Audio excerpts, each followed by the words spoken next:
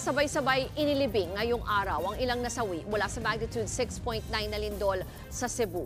Para sa update live mula sa Bogos City, nasa frontline ng balitang yan, Simon Gualvez. Mon, ano na ang sitwasyon dyan? Kamusta itong mga pamilya ng biktima? Ruth, bumuhos ang emosyon habang hinahatid sa kanilang huling hantungan ang mga nasawi dito sa Bogos City, Cebu, dulot nga ng magnitude 6.9 na lindol na yumanig nung nakaraang linggo. Isa itong barangay Binabag sa mga labis na napinsala na matinding pagyanig kung saan pinakamarami ang nasawi. 11 nga rito ang sabay-sabay binasbasan at dinasalan ngayon bago sama-sama ring dalhin sa kanilang libingan. Maraming kaanak ang hindi maiwasang maiyak habang tinitignan ng kanilang mga mahal sa buhay sa huling sandali. Marami ang nakipaglibing. Bukod sa mga kamag-anak, nakiramay din ang mga kalapit na barangay dahil sa matinding trahedyang nangyari sa lugar. Kahit nga yung mga earthquake survivors na bakas pa mga sugat sa iba't ibang bahagi ng katawan, hindi alintana yung pisikal na sakit, masamahan lang mga pumanaw nilang kaanak.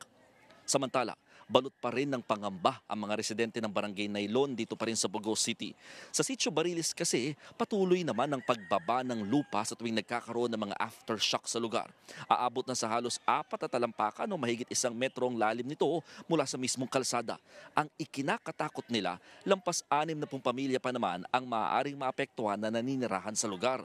Karugtong ng bumabang bahagi ng lupa ang mahahaba ring bitak. Sa obserbasyon ng mga naninirahan sa lugar, patuloy daw itong dumarami, lalo kapag nakakaranas muli ng mga pagyanig.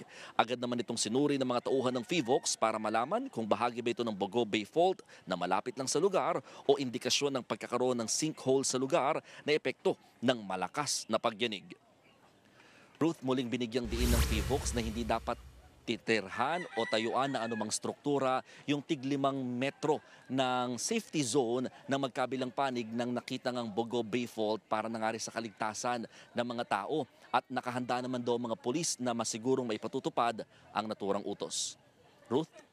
Mon, balikan ko lang yung report mo tungkol doon sa mga nasawi. At tama ba na una nang nakapagbigay naman ng tulong ang gobyerno sa mga pamilya nitong biktima? Meron naman, Ruth, na ibinigay na tulong, pinansyal at talagang pag-assist sa pinaka-burial dito nga sa mga nasawi. Ang pamahalaan, lalo't maabot nga ito ng 72.